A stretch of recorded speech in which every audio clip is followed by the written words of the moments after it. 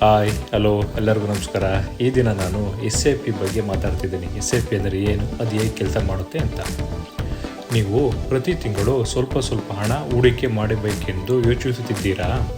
ಆದರೆ ಹೇಗೆ, ಎಲ್ಲಿ ಮತ್ತು ಅದು ಹೇಗೆ ಕೆಲಸ ಮಾಡುತ್ತದೆ ಎಂದು ಗೊತ್ತಿಲ್ಲವೇ?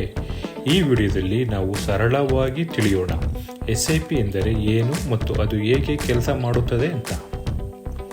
ಮೊದಲನೇದಾಗಿ SIP ಎಂದರೆ ಏನು? SIP ಎಂದರೆ ಸಿಸ್ಟಮ್ಯಾಟಿಕ್ ಇನ್ವೆಸ್ಟ್ಮೆಂಟ್ ಪ್ಲ್ಯಾನ್.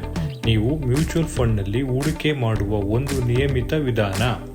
ಅಂದರೆ ನೀವು ಪ್ರತಿ ತಿಂಗಳು ಒಂದು ನಿಗದಿತ ಮೊತ್ತವನ್ನು ಹೂಡಿಕೆ ಮಾಡುತ್ತೀರಿ. ಉದಾಹರಣೆಗೆ 500, 1000 ಅಥವಾ 5000. ಈ ಹಣವನ್ನು ಆಯ್ದ ಮ್ಯೂಚುವಲ್ ಫಂಡ್ನಲ್ಲಿ ಹೂಡಿಕೆ ಮಾಡಲಾಗುತ್ತದೆ. ಇದಕ್ಕೆ ಹೆಚ್ಚಾಗಿ ಹಣ ಏನು ಬೇಕಾಗಿಲ್ಲ. ನೀವು ನಿಮ್ಮ ಚಿಕ್ಕ ಮೊತ್ತದಿಂದಲೇ ಹೂಡಿಕೆ ಪ್ರಾರಂಭಿಸಬಹುದು. SIP ಹೇಗೆ ಕೆಲಸ ಮಾಡುತ್ತದೆ? SIPನಲ್ಲಿ ಪ್ರತಿ ತಿಂಗಳು ನೀವು ಹೂಡಿಕೆ ಮಾಡುವ ದಿನ ನಿಗದಿಯಾಗಿರುತ್ತದೆ. ಫಾರ್ ಎಕ್ಸಾಂಪಲ್, ಪ್ರತಿ ತಿಂಗಳು 5ನೇ ತಾರೀಕು 1000 ಆ ಥರ. ಮ್ಯೂಚುವಲ್ ಫಂಡ್ನ ಮೌಲ್ಯವನ್ನು NAV, ನೆಟ್ ಅಸೆಟ್ ವ್ಯಾಲ್ಯೂ ಎಂದು ಕರೆಯುತ್ತಾರೆ.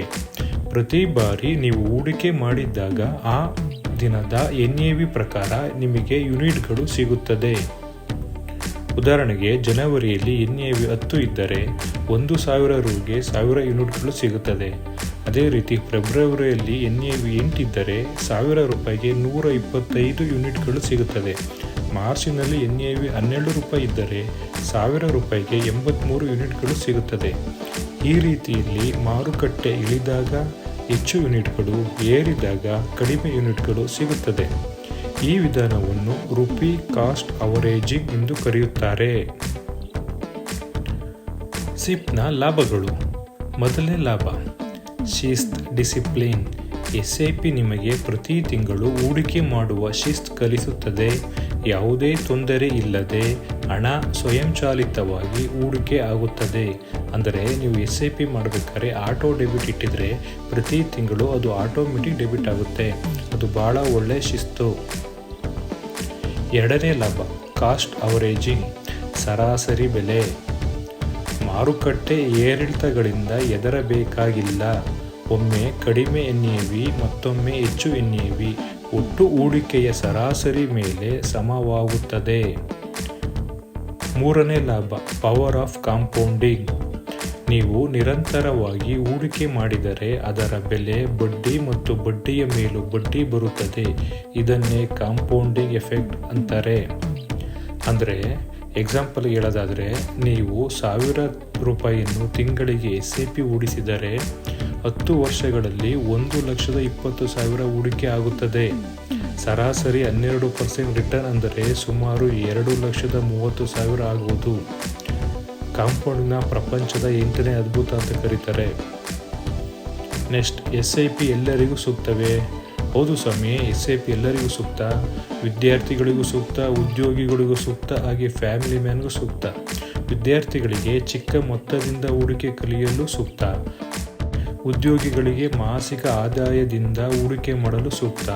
ಕುಟುಂಬದವರಿಗೆ ಮಕ್ಕಳ ಶಿಕ್ಷಣ ಅಥವಾ ಭವಿಷ್ಯದ ಗುರಿಗಳಿಗೆ ಸೂಕ್ತ ಆಗಿದೆ.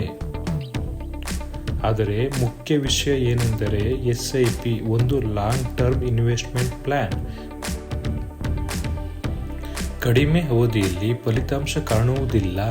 ನೀವು ಕನಿಷ್ಠ 5 ವರ್ಷ ಅಥವಾ 10 ವರ್ಷಗಳ ಕಾಲ ನಿರಂತರವಾಗಿ ಹೂಡಿಕೆ ಮಾಡಿದರೆ ಫಲ ದೊರೆಯುತ್ತದೆ. SIP ಪ್ರಾರಂಭಿಸುವುದು ಹೇಗೆ? ಎಷ್ಟು SIP ಮಾಡಬೇಕು ಅಂತ ಅದು ಹೇಗೆ ತಿಳ್ಕೋಬೇಕು?